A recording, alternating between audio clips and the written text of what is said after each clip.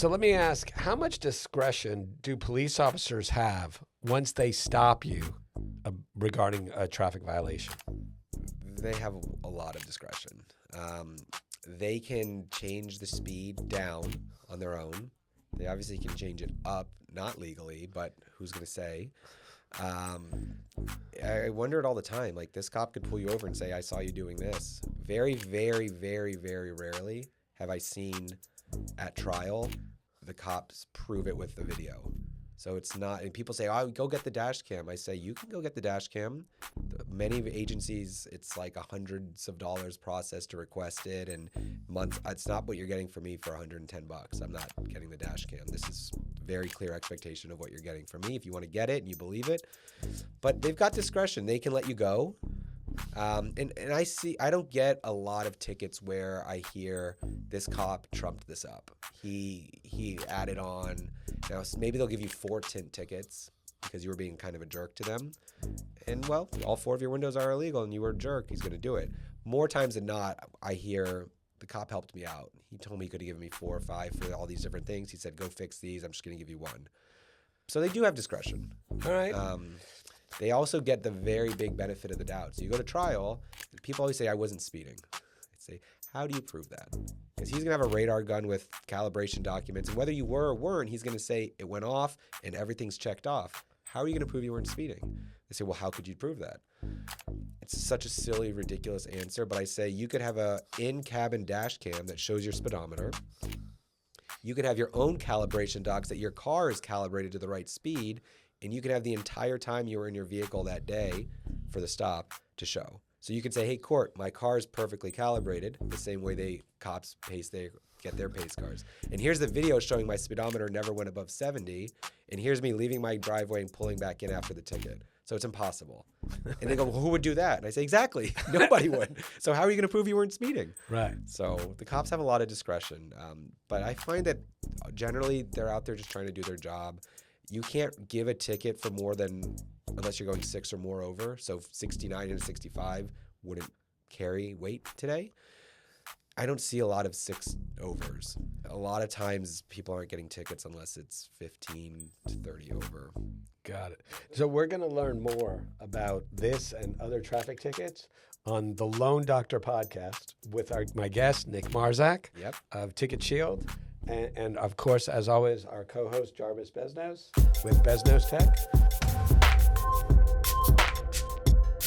You might have seen a previous podcast with Nick because we brought him back because the information that he was given was so great. Yeah. I think that as the loan doctor, right, for me, I do residential lending, right?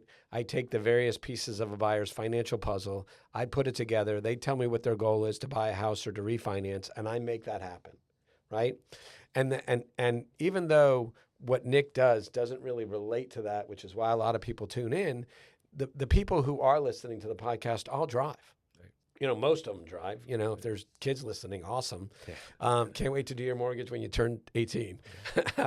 But for the most part, this impacts everybody. Right. And so even though we're not necessarily talking about financing, I think the information is really, really great. Yeah. So I appreciate you being here.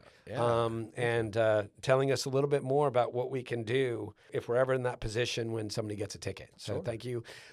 Also, if you've seen the previous episode of the podcast, you know when you watch a sitcom and they end the podcast and it says to be continued, right. And then everybody comes back, you know, a week later when you turn it on and everybody's in the same outfit and all that. That's what we're doing here. I know. You reminded me to make sure I wore the same clothes today. That's right. I got a question for you then. I think I look the same. Got a question for you then. Yeah. Would a traffic violation with a criminal record, a DUI, would affect a mortgage to give them a mortgage? That's a great question. Yeah. So that's a great question, and it doesn't necessarily impact their ability to get a mortgage unless it impacts them in the other areas. So if you get a traffic ticket or you go to jail, right? And because you go to jail, you lost your job, you don't have income, you're not able to pay your credit cards, right? Or whatever your liabilities are. Now your credit goes in the toilet. Well, that's going to impact you. right? If you get fired from your job and you have to get a new job, and the new job you're not making the same amount of money that you were making, or the way that your pay is structured is a little bit different, that could also impact your ability to qualify for a mortgage. So directly, there's not a direct correlation. It's more of an indirect correlation. Financial. Correct. Yeah. Okay. That makes sense. Yeah. Okay. Good question. Thank you. It was a great full of it. question. When does a simple ticket turn into bigger legal issues? We touched on this, I think, a little bit last time, but I'll give a good kind of quick story of how it could. So if you don't do anything with your ticket, it can turn into a license suspension. Now, if you pay your ticket originally and you admit the guilt of it, you get points. That's going to have an impact on your insurance, not a criminal issue. But you let your ticket go without doing anything and your license gets suspended, and it's been suspended for more than 6 months. Now you are knowingly driving with a suspended license, which that knowingly 6 months line in the sand takes it from a civil infraction to criminal.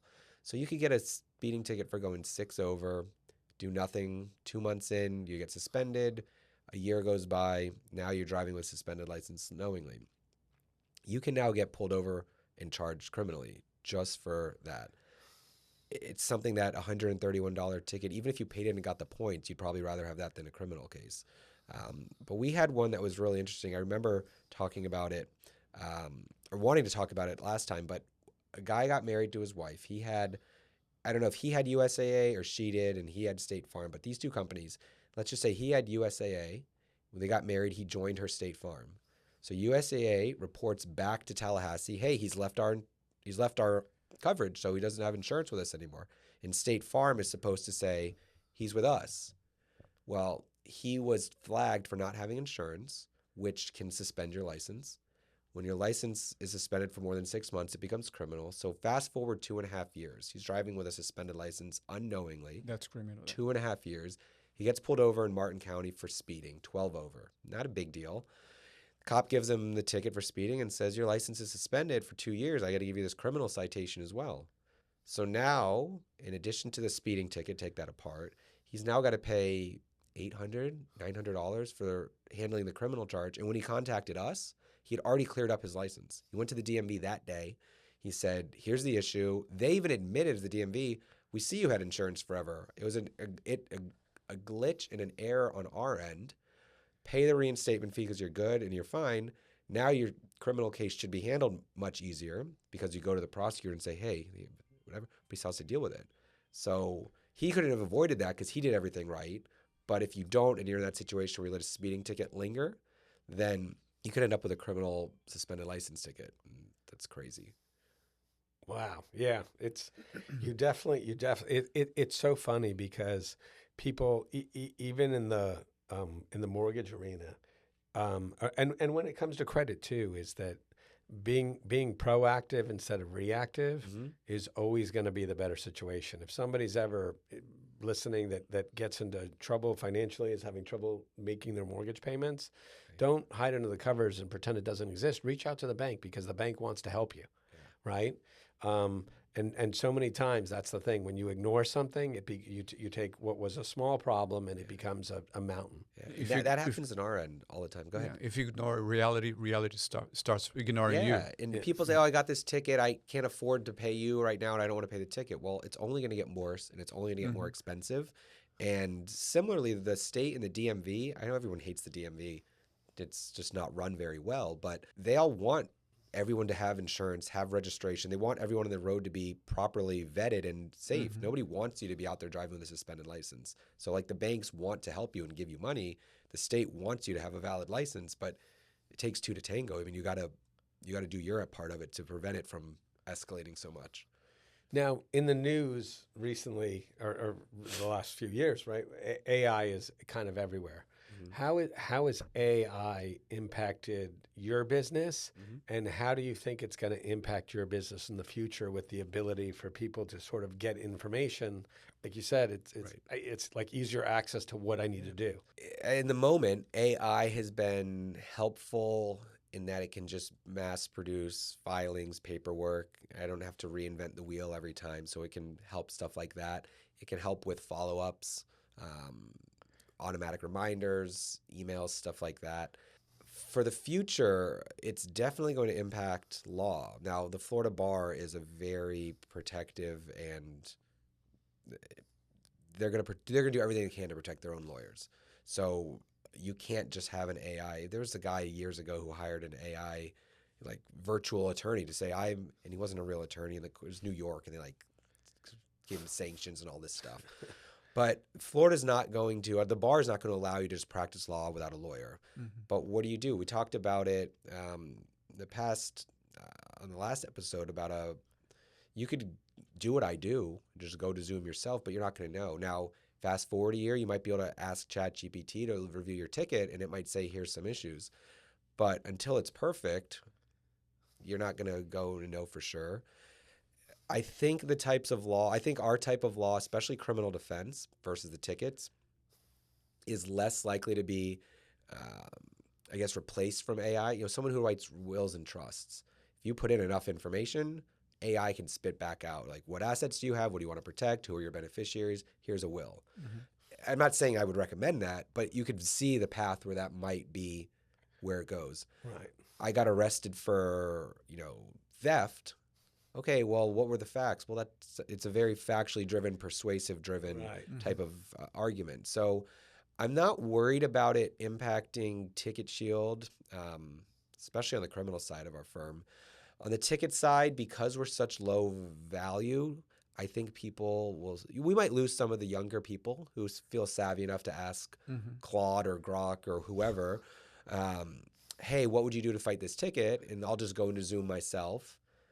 But again, and you're spending that time, even if it's 10 minutes of your time, to maybe get a good answer, or you're going to spend $100 or so and have someone who's at this point an expert at it and has been doing it for years and thousands of the cases. But on segue of technology, I know it's not there yet, but the driverless cars. So if they get into an accident, or what are you hearing that's going to happen? I haven't heard anything yet.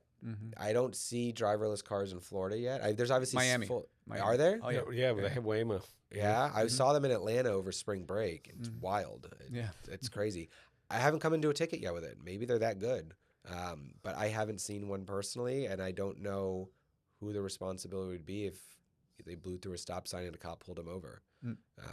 I'd certainly love that ticket, because now you're dealing with a corporation. It's corporate, right? They're happy to say, sure, go make sure. But who are you giving the points to? Yeah. There's no driver to impact, so I don't know how that works. And it's, sure, are we full? Might be a new right. Are we recession proof, or in that sense are protected? No. I mean, self-driving cars that don't make mistakes will keep tickets. But on a self-driving car, you have a driver behind the wheel, so the driver is responsible because he activated self-driving versus autonomous. He activated right. So if you're driving the Tesla's full drive, you're still responsible. You're still responsible. Right, but if it's the Waymo or whatever, I haven't dealt with that yet, and I hope to never. I want real people behind the wheel making choices. Or could you imagine a computer calling you and saying, "Hey, listen, I got a ticket." Right. Hi, this is Microsoft X3P.7. I was pulled over. My master's going to unplug me. So I've actually seen in California they have a lot more Waymos. I've seen 2 accidents. Yeah. I didn't see the accidents happen, so I don't know if the Waymo was at fault. But there was 2 accidents on the Waymo. Yeah, I wonder how legislation is going to be drafted because of that. So when somebody gets a ticket, what happens behind the scenes? Perfect. I think I understand on my end. What am I doing? Yeah. So you get a ticket. Let's say you got a ticket this morning on your way here. It's obviously not in the court system yet, right? Because the court system doesn't work that fast. But you say, Nick, I want to hire you. Here's your money. You handle it. So what we do is once your case is in the court system, we file paperwork on your behalf. You have to enter a plea of not guilty in order to get the hearing. So the cop pulls you over and he says, you got 30 days to pay your ticket. Yes and no. You have 30 days to act. So you can pay the ticket, admit the guilt within 30 days. Now you got your points and case is closed. Or you can contest the ticket, which is what we do. So if we get something within that 30 days to the court that says, hey, we represent the defendant here, we're pleading not guilty, we want a hearing date. Okay, so now we've submitted that paperwork to the court, something you don't have to do. The courts then, in time, every county is different and every county doesn't have a set standard, is going to give us now a hearing date. Palm Beach County will give me the hearing date within 2 or 3 days, but they set it out 3 months. So you get a ticket today, they might say, here's your hearing in 3 months. So now in 3 months, we go to that hearing for you. Some counties are 2 weeks, whatever it is. So we relay that back to you. Hey, client, thank you for hiring us. We filed our paperwork, and Palm Beach gave us your hearing date. It is set for September 3rd. We'll be there. You don't have to, whatever. September 3rd rolls around, probably September 2nd. We review the next day. All right, we're here on this case. So yeah, our notes show this. We reviewed your ticket to see where we can find holes to poke, arguments to get for dismissal. But between then and the hearing date, we're not doing much. You're not doing much. You don't have to do anything, obviously. So now the hearing date comes around. We go to court, whether it's in person or virtual. We obviously wait for your hearing to be called. It could be first, it could be last. We just don't know. So once the hearing's called, we then argue for dismissal. We always try to push for dismissal. Hearing officers and judges in traffic court are usually pretty cool. They know we've got a job to do. They'll say, yeah, I know the argument, denied. Or they're going to say, yep, I grant that one, dismissed. If the cop doesn't show, is it dismissed, or is that's a myth? So yes, with a little bit of a caveat, and I'll jump to that in a second. So then case is resolved. They gave us a good deal. Broward County is the best county to get tickets in. Broward is the best. They are the most liberal with their dismissals, and they are the most liberal with their reductions in fines. So you have a ticket for going 29 over, and it's $281, 4 points in Broward. We go to court, you have a good driving record, they're dropping it to like 150. Just to be clear, we're not advocating that you drive around speeding in Broward County because it's a better place to get a ticket. You might not be. No. But if you're on that Palm Beach Broward line, right, choose Broward. Right. Cross Hillsborough. Right. Okay. If you could take Palmetto or Hillsborough, take Hillsborough. Yeah, always Gotcha. safer. So then we go to the hearing, we get your outcome. Most cases, and this goes to your question, I won't overlook it. Most cases resolve with a change of plea. So the court says, look, we want to make some money as a county. This is how we operate. We pay the clerks, we pay the money, but your client doesn't have a terrible record. We're not in the business of giving points. So what we're going to do is we're going to come up with a settlement, a negotiated amount. You're going to pay X. You're going to get no points, no school in most cases, and we're going to you're not going to get the points. So you're not going to be guilty. We're going to withhold guilt, but you're still going to pay the county a little bit of money. No points, no school, 60 days to pay. So now I've finished your hearing. September rolls around. No impact on the insurance either. The no points means no impact. And that's that's why people hire us. That's why they should. Everything else, reduction and dismissal, is gravy. But if you hire me and get the same price of your ticket but minus the points, my $120 fee is way better than the thousands you're going to pay in insurance rates. So I tell people that's the main goal. Everything else is better. So we file the paperwork, we schedule it, we go to court, we argue, fight for you, we get you your outcome. And then what we do, which separates us from what I've heard from our competitors, is once your case is done, we're going to send you a text and an email with the outcome. So you owe Palm Beach County $130 from a $200 ticket. Hey, client, we went to court today, got it resolved. You owe $130, reduced from $200. You have 60 days to pay. Here's your due date. And here's how you pay. Click this link, copy this citation number, and it's all done right there. We also follow up at the end of the case. So September, you have 60 days. So now November's rolling around and we see that you haven't paid your ticket yet. We're sending a reminder, hey, just as a reminder, you've got about a week before you're going to get a late fee. You have access to the... It's all in the court system. Okay. So you have access, I have access, but I know what I'm looking for. So I say, your case is still open, don't forget to pay. And you can't imagine the amount of times people say, oh my God, I forgot. And by the way, I just got another ticket. I say, shoot, was it in Broward? But it's good because you're doing the right thing for the client. You want to make sure that you don't leave them until the case is closed. Going to court is part of it, but making sure they don't get past that deadline without paying is worse, because to the point you made, if you get past that, now you have a late fee, your license can be suspended for not paying the ticket that was already resolved with no points. And now you're dealing with a new issue. I can't even tell you the amount of times someone's called and said, I had a ticket from 2024. I used so-and-so attorney. I've never paid the outcome. I thought it was handled. They never reached out. And now my license got suspended. And I say, I obviously jump at the opportunity. I say, well, with us, we make sure that you pay it and blah, blah, blah. To your point about the cops showing up, because so many cases resolve in Florida with a a negotiated outcome. Many counties have gone to a 2, and I was talking about this, I think, last time, where crash cases, I go to court twice. Most cases resolve without the need for the cop because the courts are offering you a good outcome. So Palm Beach, Broward, Miami are great examples. It's our tri-county area. If I can resolve it at that first hearing, they don't need to subpoena cops for me to just say, I don't need you. I'll take a good offer and leave. Right. So what they do is they give you a pre-trial conference to eliminate 85, 95% of tickets before they get set for trial, and that's where the cops get called. So if the court doesn't offer you a good outcome, or, hey, you're going to get points because the guy's a bad driver, we say, well, screw it, set it for trial, because maybe we got a chance that the cop doesn't show or whatever. But if you have the cop have to show up, some counties don't do a pre-trial, it's just a trial. Or if you go have a county where you set it for trial and the cop doesn't show up, over 99% of the time it's getting dismissed. There could be weird situations where it doesn't, but the reason being, nobody can prosecute your case against you. Nobody can say what you did or didn't do. So the court says, dismiss, lack of prosecution. All right, nice. Okay. Before I get to my next question, I do want to point out that when we did our last podcast, we all said that we were going to come back wear the exact same clothes. Not only are we wearing the exact same clothes, but Nick is wearing the exact same socks. And they're not even on camera until right now. Yeah. It's commitment to. It's just commitment. That's doing the right thing. It's branding. Yeah. All right. Anybody could phone it in. But you asked me to dress the same, I did. All right, perfect. So tell me, what's the crazy excuse you've ever heard somebody give a cop or tell you about what they were doing? One guy told me he had IBS. And I don't think he didn't tell me this because this was what he wanted me to tell the cop.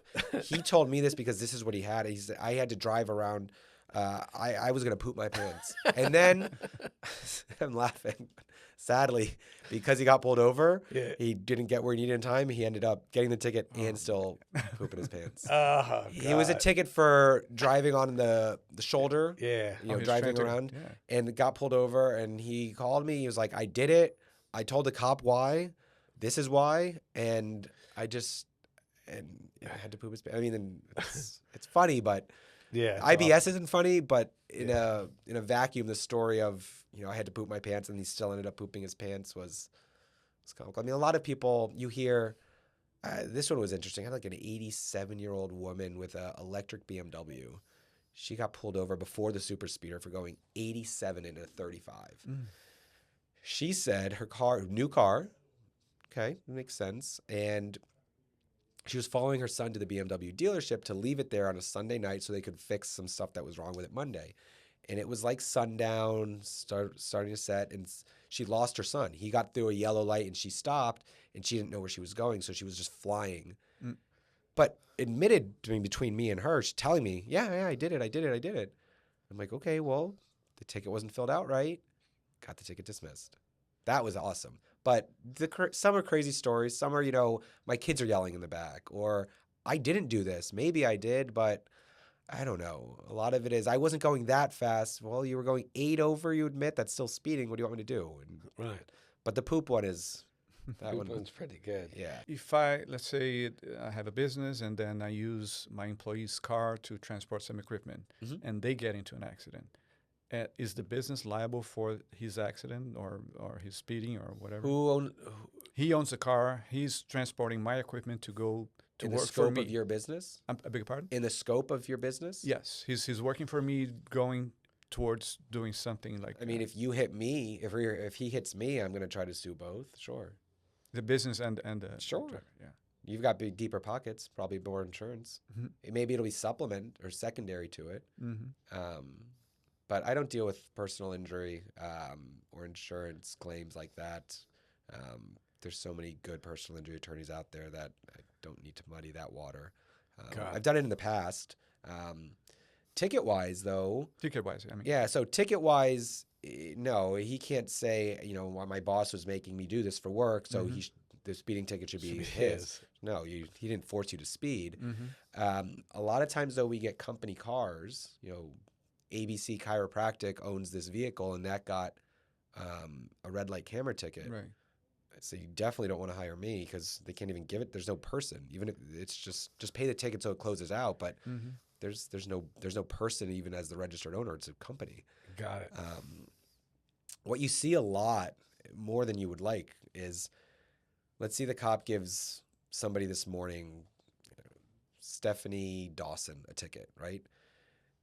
2 hours later, you're the next ticket. Well, the cop doesn't clear out on the information. So now you're getting another ticket. He's giving it to you 2 hours later, and it's Stephanie Dawson. You call me and you're like, I got this ticket. It's not me. I'm not Stephanie Dawson, but I got it. What am I supposed to do?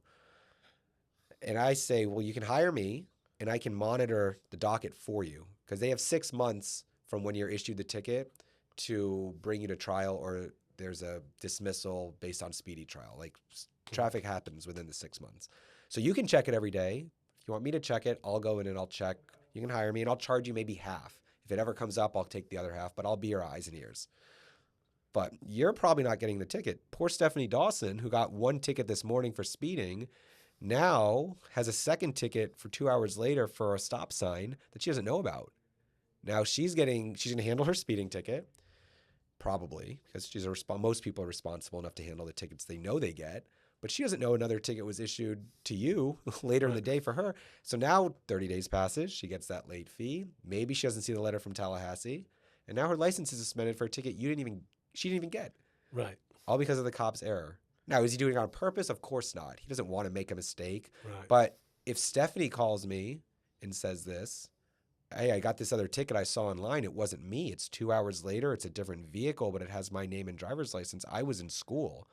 Now I get involved and I got to call the cop if I can get him. Most cops will return calls and get back to me. I say, I don't have a dog in the fight. I just represent them. But I say, you gave Stephanie Dawson 2 tickets 2 hours apart. That probably would have reminded, like, in a different car. Oh, that was a mistake. I went back and looked at my body cam footage. I'll dismiss that one. Now they reissue it to you. Now you've got that ticket potentially. So some people call. So in this situation, if Can they do that with after 6 months? They can charge you for any traffic violation within a year. Okay. Once you're charged and served with it, they have 6 months to bring it. So the longest something could ever go is a year, 5 months, and 29 days. Got it. But if you call me in that situation, some people have, and I admire their honesty to it. They'll call me and say, this was my ticket. It's not Stephanie Dawson. Can you call the cop and have him issue it to me? I don't want her to be impacted. Right. Most people you can see don't, but some do. They're like, it's not my problem. Poor Stephanie, let her deal with it. Karma got her. Right. But some people say, hey, it's my ticket. Yeah. I'll fight it still, but can you make sure the cop, and those are the easy calls. Hey, cop, you made a mistake. I represent Rich here. Right. It's his ticket. We want to take the blame, but don't make Stephanie hurt. He's happy to reissue, and then we just handle it. And sometimes he'll just dismiss hers, and he'll say, look, Rich did the good thing here. I'm not even going to reissue. So your good deed saved Stephanie. Cop appreciates it. Everyone wins. Got it. Okay. So those happen. Now, have you ever gotten a ticket? I have gotten pulled over 3 times. Never for a movie. Well, once I was super young, 18, 19. First time I was responsible for my own registration. So I didn't realize, it's probably 17, that you had to re-register the car, put the sticker on the back. So I just had an expired registration ticket. I got it fixed, re-registered, paid the ticket because at the point, I'm young. I don't know what I know now. But it was a non-moving. It didn't impact insurance, so I paid it. I was pulled over on the way to college, speeding on the turnpike around Disney area, one of those Canoe Creek or whatever service plaza. Pulled me over for speeding and gave me a ticket for tint. Nice. Gave me a break. He said, look, you were speeding. I wasn't super fast. 18 over, 15 over. But I'm just going to give you a tint ticket. You have a good record. Awesome. I was at college and I rolled through a stop sign. He gave me a warning. And then I went through a stop sign maybe 5 or 6 years ago here on 18th and Palm Beach Farms. And he gave me a warning. So I've never had a moving violation I had to fight. And I've had 2 tickets that were non-moving that I paid. Cole, we can hear you. I kind of wanted you to hear us. George is here, by the way. But Yeah. All right. We'll be done in a couple minutes. I will be quiet. All right. So I don't know if it's another myth, which is like everybody's doing 85 when it's like 75, and the cop stops you and say, but everybody's doing 85. Yeah. So how to deal with that? I mean, I would flip it to you. What would you tell that person if you were me? Well, you were speeding, right? Yeah, but everybody's doing Sure. fine. Well, that doesn't mean anything. If Why everybody me? jumped Why off a me? bridge, would you? Right. I mean, imagine going to court. All right, we were going 85, but cop, But agree with me, right? There, Uh-huh. everybody was speeding, right? The court's going to say, so you're admitting you're speeding? I mean, we get those all the time. I was going with the flow of traffic, and you drive. Most times, the flow of traffic is more than 6 over the limit. Right, Yeah. right. But what am I going to do? Well, the guy behind me was pushing me to go fast. Move it. I'll try Yeah, to move sure. that another guy was also doing. And they'll say, great, you brought it to trial. And so the reason, you mentioned this earlier, if the cop doesn't show, a lot of tickets get resolved first because that's the best offer you're going to get. Mm-hmm. So if you say, I want to go to trial, and they have to subpoena the cop, and the cop shows up, I tell people it's like a baseball analogy. That first hearing, we're going to hit a single or a double all the time. No one's overly excited, but we're on base. You go to trial, you're either going to strike out or you're going to hit a home run. That single or double is off the table because if the cop doesn't show up, you look like a genius. You hit your home run, case dismissed. But if he shows up, the court says, hey, the cop showed up. You rolled the dice. You're not going to get the same offer we offered there. Now, it doesn't mean you're getting $500 fine, points in school, but, 280 down to 150, you push the envelope and go to trial. They might say, okay, now it's $350. So is that $200 gamble worth the cop not showing up? Right. And I tell people, I'll do it all day long, but I need you to email me or text me that you want me to do this because the last thing I need is at the end of the case, you go, well, you could have resolved it for 150. You rolled my dice, and now I owe 350. And I say, here's your text message. Got it. What's one thing people do on the road that make you shake your head? Running through red lights. Honestly, I can't stand when people blatantly run through red lights. But driving, I mean, everyone looks at their phone when they're driving. I'm guilty of it. But when you're sitting there driving next to someone and they're just so obviously not paying attention to the road, it makes me mad. Now, on the professional side, I'm like, yeah, get a ticket. Call me. But personally, I don't want you running into, you go off, you jerk your car, now you're next to me. I've got my kids in the car. It is so dangerous. And I see it from not even the work side of things, but you just watch so many videos when you're scrolling through the news or social media of split-second distractions can lead to barrel rolling. But violations that are, common but harmful, red lights make me so mad. Just blowing through red lights, it makes me shake my head. Now, have you ever had a case where the outcome of the case surprised you? Yeah, I've gotten, because we have such a high volume style business, I'll get dismissals on cases that I'm not expecting. I'm happily surprised, but you get a little numb to it. People call me like, oh my God, I got a ticket for going 16 over. I'm like, that's nothing. You have no idea what we see daily. Like the cops are no big deal. So I'm a little numb to it because it's so much volume, but surprised, sure.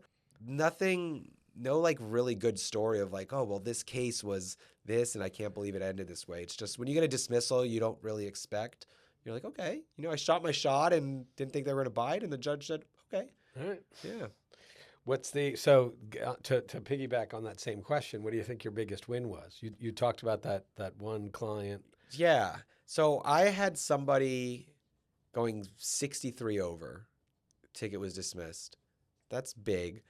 And how it was dismissed? Why? I can't give you all the tricks, but the ticket wasn't filled out properly. There you go. It was in Broward. Go Broward. And the judges were like, yeah, it's filled out wrong. Dismiss. Technicality. Most impactful win.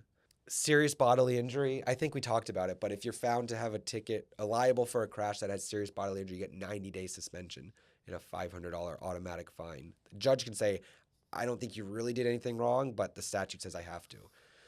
I've had two. One didn't go the right way, unfortunately, but two, they didn't find the serious bodily injury. So this lady, in her mind, she did nothing wrong.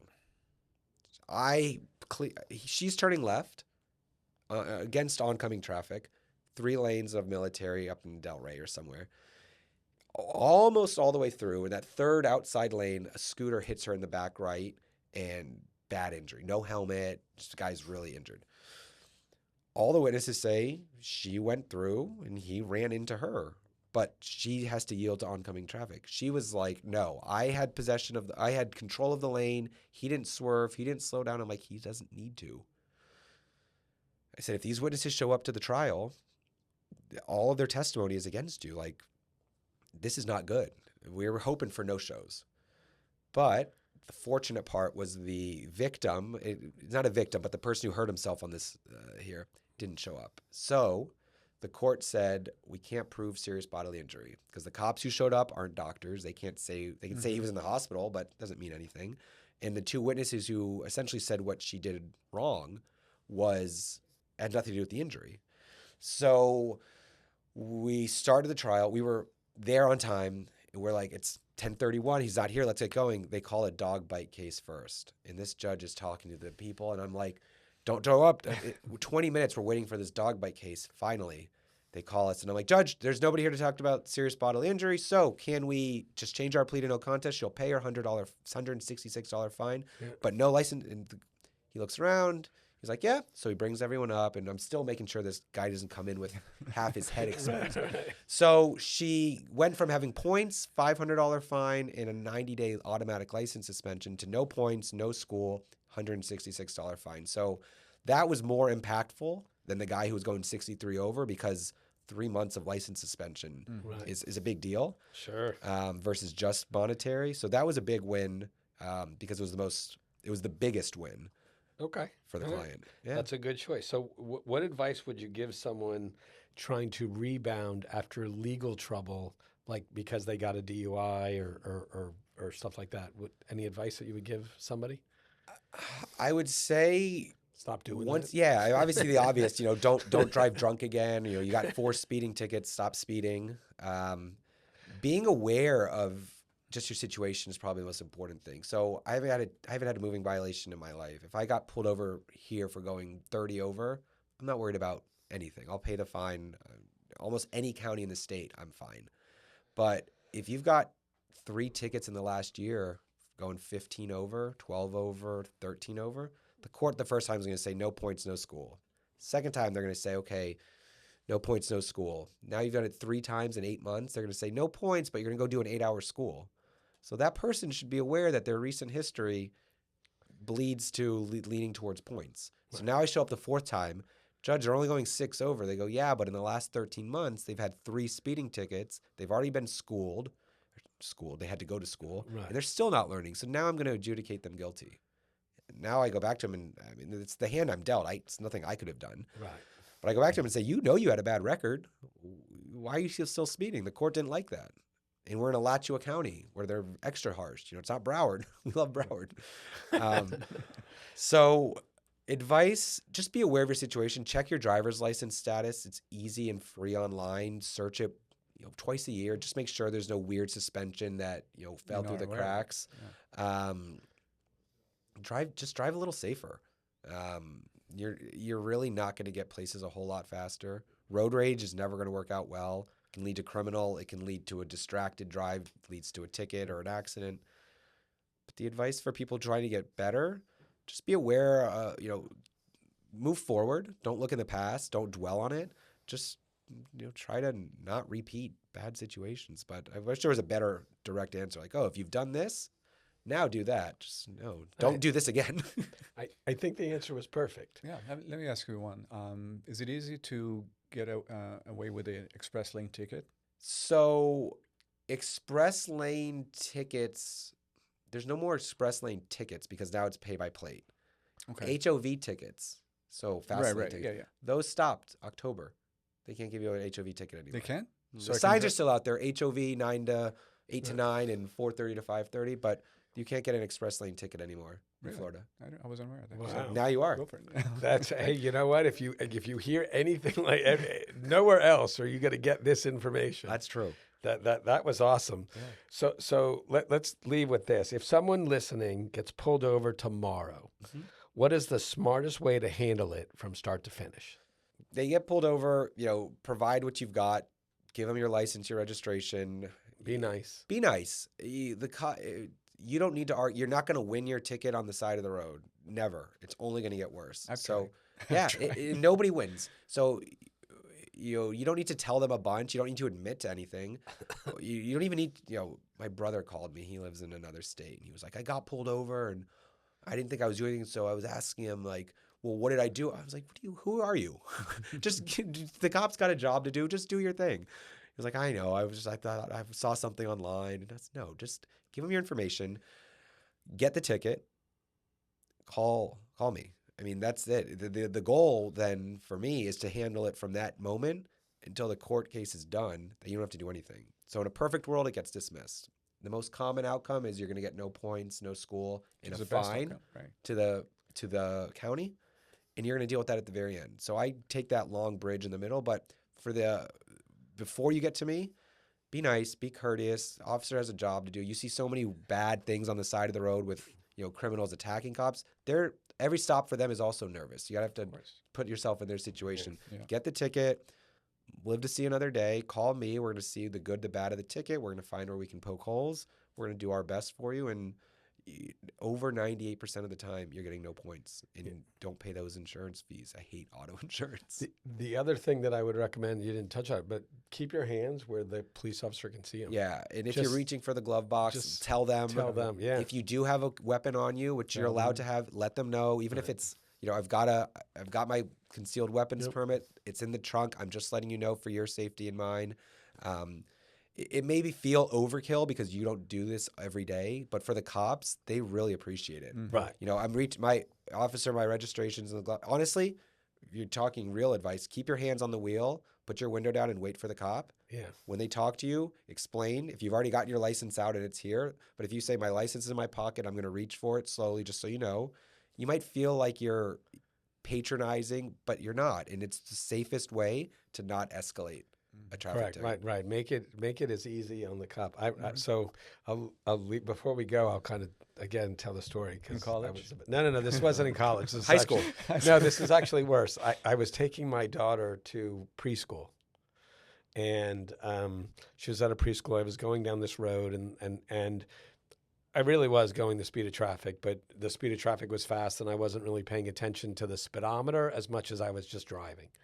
And the police had like a speed thing, and so they pulled me over along with like 4 other people, and so we were waiting, and my daughter was late to school, and so I waited till the cop started walking toward me, and I rolled down my window, I rolled down my daughter's window, and I had my hands on the wheel, and I turned back to my daughter, and I said as loud as I could that, don't worry, honey, we're not going to be late. That we got stopped because I was going fast, and the officer's here to remind me that I have a responsibility to keep you safe. So he came over to me, and I said, she's already late for school and all that, and the school was like right there. Yeah. So he says, give me your license. He heard what I said. Give me your license. He let me go drop her to school to come back to get the ticket. Oh, that's cool. And then when I came back, he said, here you go. There you go. And didn't give me the ticket. Very nice. That's cool. Overall, kindness goes a long way. It does. And I would tell you, overall, way more good cops out there when it comes to traffic tickets and traffic stops than the other way around. Mm-hmm. So this has been the Loan Doctor Podcast. We've been with our good friend Nick Marzuk and, of course, Jarvis Business. And again, we didn't talk a whole lot about financing in this episode. It's tough, but I think the information is really, really good. Yeah. So I will leave you with anybody who's listening that is still wondering, why are we talking about traffic when this guy does mortgages? Right. I still do mortgages, but I want to also look out for the people who are driving cars, because that's important too. Mm-hmm. Every one of my clients are likely drive. And so that's the Loan Doctor Podcast. I'm Rich Brandt again. Thank you. Thank you for being in our waiting room.